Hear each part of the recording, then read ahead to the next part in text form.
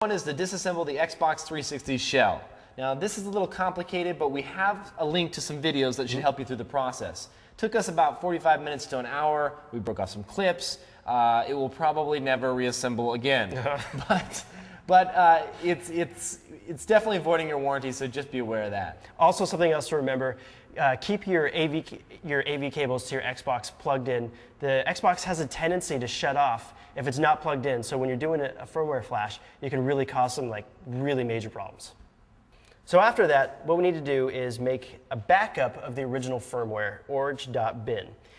To do that, what you need to do is make a DOS boot disk from Windows and then copy over mtkflash.exe and mtkflash.typ. These are the files that you got from your firmware, your hacked firmware that you download, that whole package. And so now all you need to do is connect the 360 drive via serial ATA, either the onboard or the PCI serial ATA, and then you're set. Yeah, now all you have to do is turn on your 360 and boot from the floppy and make sure to run this command, mtkflash space r space /m orig.bin. Press enter. You'll be asked whether it's the SEC master or slave. Choose SEC master, and then the app will read the flash. It takes pretty much no time at all, and just reboot the PC and make sure to remove the floppy. Now, once you're in Windows, browse to the floppy and copy orig.bin to a safe spot, because that's your original firmware backup. You'll need this just in case anything goes wrong, and we actually did need it ourselves because things went very wrong. Exactly. Our next step is to extract the key from the original firmware and inject it into the hacked firmware. Now to do that, go ahead and open Hex Workshop, press Ctrl-G, choose Hex, and then set the offset to 4000.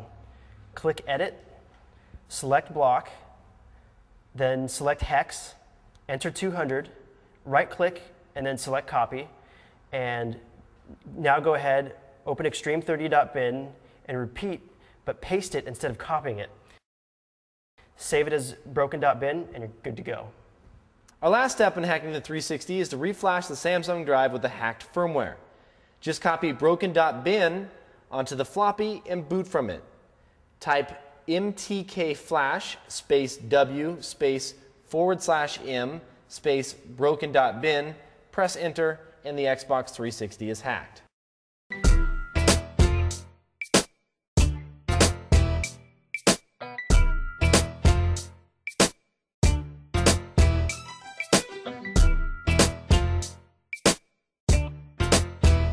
So now that the 360 is hacked, we're getting up to the most difficult part, which is actually backing up the games. Like we said earlier, you can't just do a disk-to-disk copy. It doesn't work that way. So here's the process of how to make it work.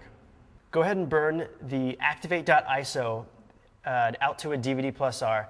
You'll find this in the firmware that you downloaded, that whole package, it's in there. Then go ahead and connect the 360 back to the PC and go ahead and power on the 360.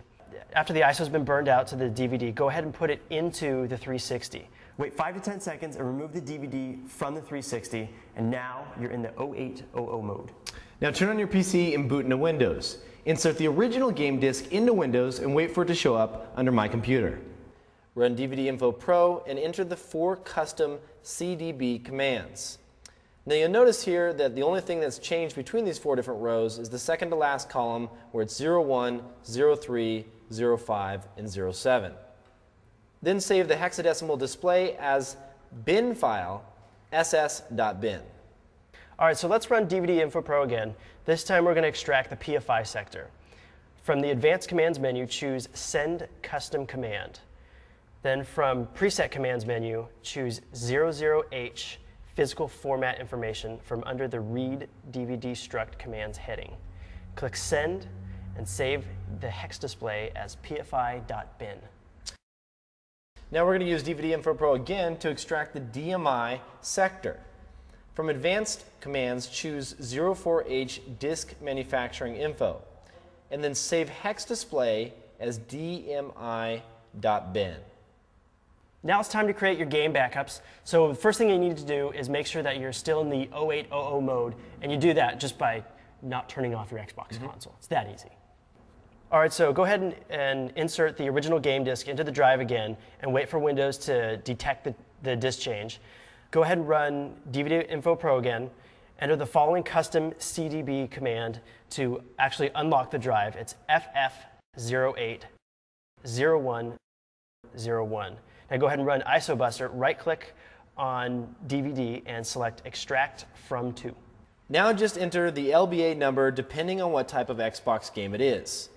3431264 decimal is for Xbox One games, and 3567872 decimal is for Xbox 360 games. Make sure to select user data 2048 bytes per block and click Start Extraction. Now name the file as game.iso and click Save. Copy game.iso, ss.bin, pfi.bin, and dmi.bin to the relevant directory, and then run build360.bat or build.bat for Xbox 360 or Xbox One.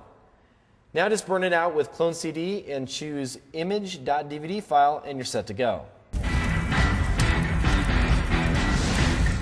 So now just restart the Xbox because you want to exit out of that 0800 mode, and then you're ready to play your backed up game. So this is Quake 4. Here's the original. And let's put it in. Let's see what happens. the Let's hope. Come on, work, baby. Closing. Come on. Read it. Takes a couple seconds longer when it's a burned backed up disc. Oh, does it? And we do own the original. Is that the truth? Yeah, it does. There it goes. Boom. Dark Tipper.